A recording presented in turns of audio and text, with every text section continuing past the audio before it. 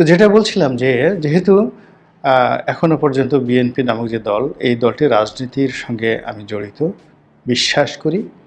এই দলটির ভালো কামনা করি। কাজেই আজকের এই শিরোনাম নিয়ে কথা বলতে গিয়ে আমাকে খুবই সতর্ক হতে হচ্ছে। শেখ হাসিনার পতনের পর বিএনপির ক্ষমতায় আসার যে সম্ভাবনাটা এটা কেমন? এটি নিয়ে দলের অনেক সিনিয়র যারা নেতৃবৃন্দ রয়েছে সেই আমি জয়েন করার পর থেকেই ডক্টর ইউনূস দিন দিন বিএনপির পথের কাঁটা হয়ে দাঁড়াচ্ছে। তাই দিন দিন বিএনপির ক্ষমতা কমে যাচ্ছে বলে দাবি করেন গোলাম মাওলা রনি। তো বন্ধুরা, বুঝতেই পারছেন আজকের ভিডিওটা কতটা গুরুত্বপূর্ণ একটি ভিডিও। দয়া করে আজকের ভিডিওটি কেউ স্কিপ করবেন না। তো বন্ধুরা, চলুন ভিডিওতে আর বেশি কথা না বলে সরাসরি আজকে আমরা চলে যাব গোলাম মাওলা রনির কাছে, আর আমরা তার কাছ থেকে শুনবো কিভাবে ডক্টর ইউনূস বিএনপির পথের কাঁটা হয়ে দাঁড়ালেন আর কিভাবে বিএনপির ক্ষমতা দিন দিন কমে যাচ্ছে। এটা বলছিলাম যে যেহেতু এখনো পর্যন্ত বিএনপি নামক যে দল, এই দলটি রাজনীতির সঙ্গে আমি জড়িত, বিশ্বাস করি। এই দলটির ভালো কামনা করি। কাজেই আজকের এই শিরোনাম নিয়ে কথা বলতে গিয়ে আমাকে খুবই সতর্ক হতে হচ্ছে। শেখ হাসিনার পতনের পর বিএনপির ক্ষমতায় আসার যে সম্ভাবনাটা এটা কেমন? এটি নিয়ে দলের অনেক সিনিয়র যারা নেতৃবৃন্দ রয়েছে সেই আমি জয়েন করার পর থেকেই 18 সনের পর থেকে বহুবার শীর্ষ নেতৃবৃন্দের সঙ্গে একাধিকবার আলোচনা হয়েছে। আমরা ঠিক যেভাবে প্ল্যান করেছিলাম বা যেভাবে আশা করেছিলাম মোটামুটি আসলে ঘটনা ওভাবেই ঘটছে। আমরা রাতারাতি কেউই স্বপ্নেও কল্পনা করিনি বিএনপির যে কোনো লোক যে শেখ হাসিনা পালিয়ে যাবে, অমনি একটা সরকার আসবে আর বা বিএনপি ক্ষমতায় চলে আসবে, একটা নির্বাচন হবে, এরকম আশা করিনি। বিএনপি তার যে রাজনৈতিক প্রজ্ঞা, মেধা, তার যে প্ল্যান, পরিকল্পনা, সব কিছু দিয়ে এমনই এটা ভেবেছিল যে শেখ হাসিনার পলায়নের পর একটা বিশ্রী অবস্থা সৃষ্টি হবে এবং সেই অবস্থাতে নিজের দলের নেতাকর্মীদেরকে যথাসম্ভব নিয়ন্ত্রণ রাখতে হবে। তো সেভাবে বিএনপির প্রস্তুতি ছিল। কিন্তু বিএনপি যেটি স্বপ্নেও কল্পনা করেনি সেটি হলো বিএনপি ডক্টর মোহাম্মদ ইউনূস এইভাবে ক্ষমতায় আসবেন, এটি বিএনপির প্ল্যানে ছিল না। প্ল্যান বি, প্ল্যান সিতেও ছিল না। এক ঘটনা। ২ নম্বর হলো ডক্টর মোহাম্মদ ইউনূস যদি আসেনও তিনি একটা জাতীয় সরকারের প্রতীক হয়ে অনেকগুলো মানুষের সম্মিলনে আসবেন। তিনি এভাবে একটা এনজিও গ্রাম সরকার করবেন, একটা গ্রামীণ ব্যাংক মডেল কিংবা একটা এনজিওর মডেলের একটা সরকার তিনি করবেন। বড়জোর একটা কর্পোরেট, গ্রামীণ ফোনের মতো একটা কর্পোরেট হাউস খুলে বসবেন, এটা বিএনপির ডিকশনারিতে ছিল না। ফলে এই যে ইউনূসের যে জমানা, এই জমানাটাকে মোকাবেলা করার জন্য বিএনপিকে নতুন করে চিন্তা ভাবনা করতে হচ্ছে এবং এটাই হলো এখন বিএনপির সবচেয়ে বিপদ এবং বিপত্তি। তৃতীয় যে সমস্যাটি বিএনপি কল্পনা করেনি সেটা হলো যে আইন শৃঙ্খলাটা এতটা অবনতি হবে এবং পুরো পরিস্থিতি নিয়ন্ত্রণের বাইরে চলে যাবে এবং সাধারণ জনগণ এত দ্রুত অধৈর্য হয়ে পড়বে তত্ত্বাবধায়ক সরকারের উপর, এটি বিএনপির হিসেবের মধ্যে ছিল না। তো ফলে কি হচ্ছে, চলমান যে অবস্থা আছে সেই অবস্থায় বিএনপিকে প্রতিটি পদক্ষেপ নিতে হচ্ছে হিসাব করে, 10 বার হিসাব করে। প্রতিটি কথা বলার আগে তাকে 100 বার চিন্তা ভাবনা করতে হচ্ছে এবং তাকে অঙ্ক কষে কষে এগোতে হচ্ছে।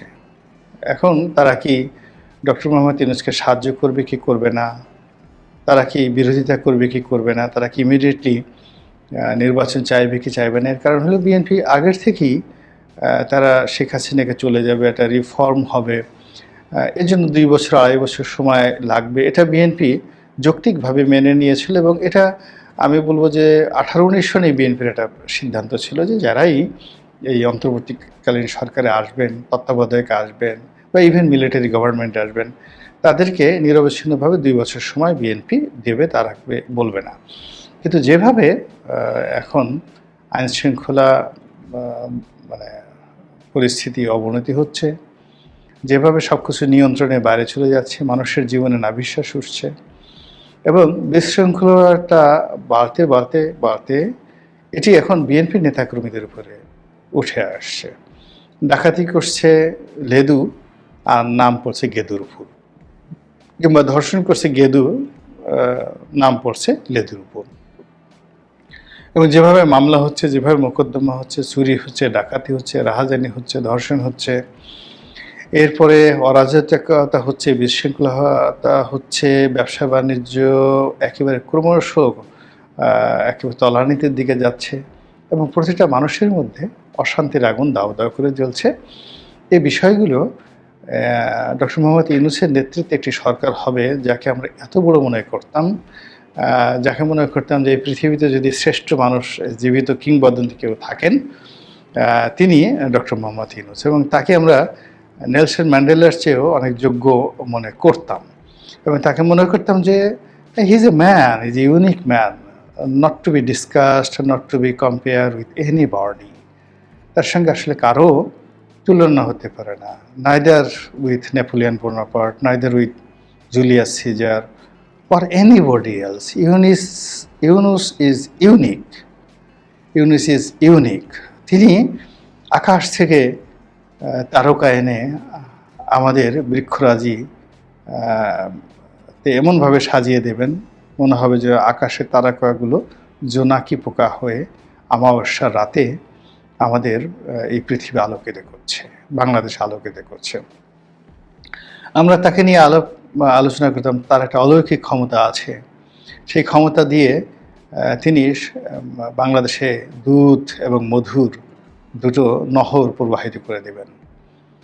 এবং আমরা তার হাসি, তার কথা, সব কিছু দেখে মনে করতাম যে তার যোগ্যতার কোনো শেষ নেই, তার গুণের কোনো শেষ নেই। তিনি বাগুন, আপনি তো জানেন যে বাগুন মানে বা মানে ইতিবাচক, যার গুণের কোনো শেষ নেই, অসংখ্য যার গুণ, তিনি বাগুন, নট বেগুন। তো এই যে ডক্টর মোহাম্মদ ইউনূস, আরবিতে বাগুন বা গুণ, গুণের, যার গুণের কোনো শেষ নাই, সীমাহীন গুণ তার রয়েছে। তো সেই গুণাবলীগুলো এসে বাস্তবে তিনি যখন আমাদের মধ্যে এলেন, তারপর তিনি যখন তার দায়িত্ব পালন শুরু করলেন, এ আমরা কি দেখছি, এ আমরা কি শুনছি, এ আমরা কি ভাবছি, আমাদের সমস্ত স্বপ্ন রীতিমতো ধূলিসাৎ হয়ে পড়েছে। তো এর ফলে কি হচ্ছে, ডক্টর মোহাম্মদ ইউনূস সম্পর্কে বিএনপিকে কিন্তু সিদ্ধান্ত নিতে হচ্ছে, এবং খুব দ্রুত সিদ্ধান্ত নিতে হচ্ছে। এবং ইতিমধ্যে দেখবেন যে বিএনপি বিভিন্ন টোপ ফেলেছে। জনাব তারেক রহমান সাহেব একবার তিনি যে পল্টনের ময়দানে বক্তব্য দিলেন, বক্তব্য শুনে মনে হলো যে সরকারকে তিনি সময় দিতে চান। আবার 2 দিন পরে তিনি বললেন যে না, খুব অল্প সময়ের মধ্যে নির্বাচন দিতে হবে। আবার মির্জা ফখরুল সাহেব বললেন যে না, ঠিক আছে, যৌক্তিক সময় দেবো। আবার বললেন যে না, যত দ্রুত সম্ভব নির্বাচন দিতে হবে। তো এই যে বিএনপি এক এক সময় এক একটা কথা বলছে, ইট মিনস যে তারা এক একটা শব্দ বোমা ছেড়ে দিয়ে সরকারের গতিবিধি লক্ষ্য করার চেষ্টা করছে। তো এর কারণে সেই গতিবিধির উপর নির্ভর করে তাকে কিন্তু সিদ্ধান্ত নিতে হচ্ছে। এর কারণ হলো, যদি ডক্টর মোহাম্মদ ইউনূস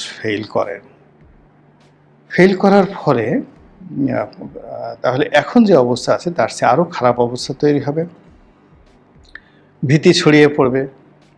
এবং এখন এই আন্দোলনের সঙ্গে যারা সম্পৃক্ত, তারা সহ এই উপদেষ্টা মণ্ডলীতে যারা আছেন, ইনক্লুডিং ডক্টর মোহাম্মদ ইউনূস, তার সঙ্গে সঙ্গে মার্কিন দূতাবাস, পশ্চিমারা যারা খুব লাফালাফি করছেন তাকে নিয়ে, সবাই বাংলাদেশে বিপদে পড়বেন, মারাত্মক বিপদে পড়বেন।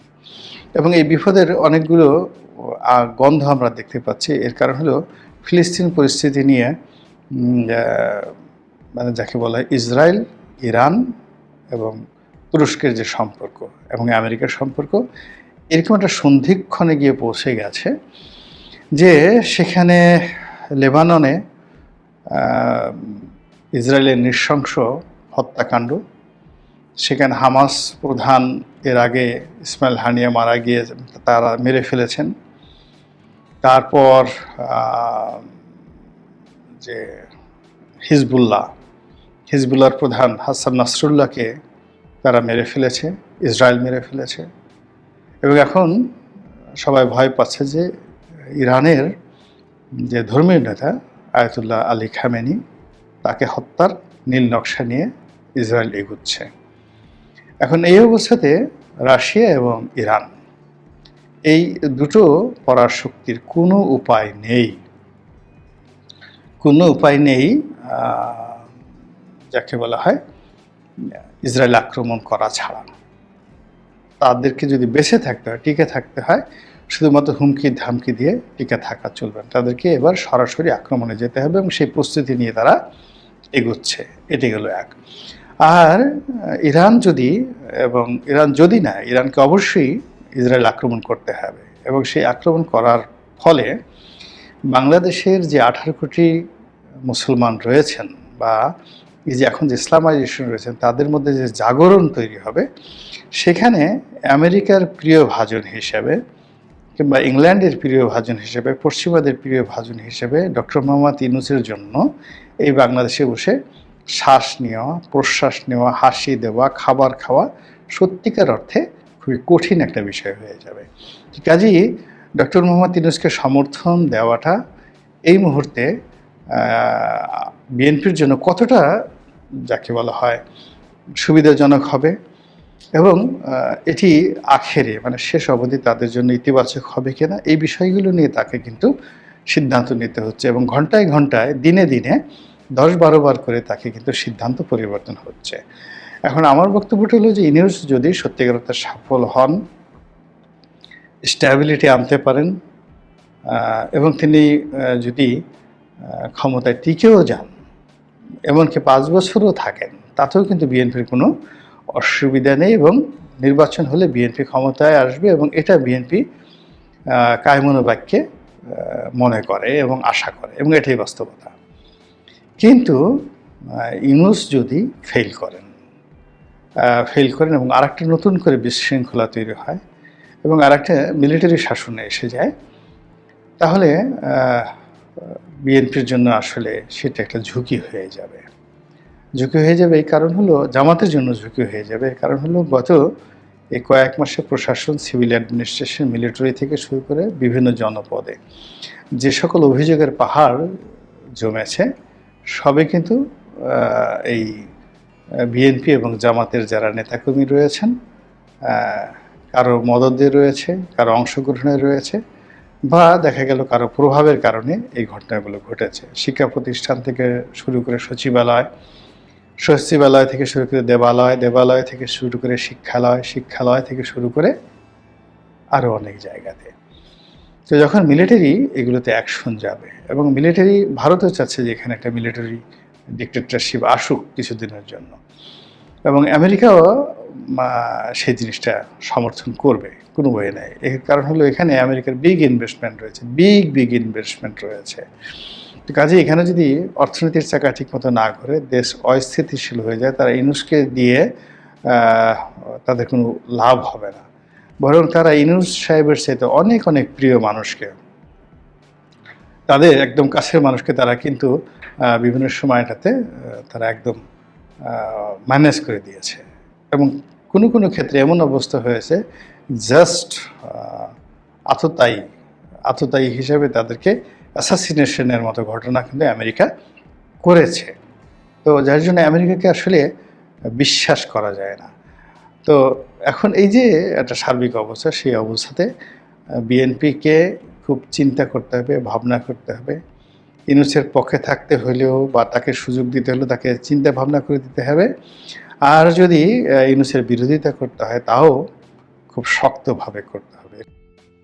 তো বন্ধুরা, এতক্ষণ আপনারা শুনলেন বিএনপির পথের কাঁটা হয়ে দাঁড়াচ্ছেন ডক্টর ইউনূসকে নিয়ে কথা বলছেন গোলাম মাওলা রনি। এই গোলাম মাওলা রনির বক্তব্য শুনে আপনার কি মন্তব্য অবশ্যই কমেন্ট বক্সে কমেন্ট করতে ভুলবেন না। আর হ্যাঁ, এমন নিত্য নতুন আপডেট খবর সবার আগে পেতে এখনই আমাদের এই পিচ্চি সাকিব ইউটিউব চ্যানেলটি সাবস্ক্রাইব করুন।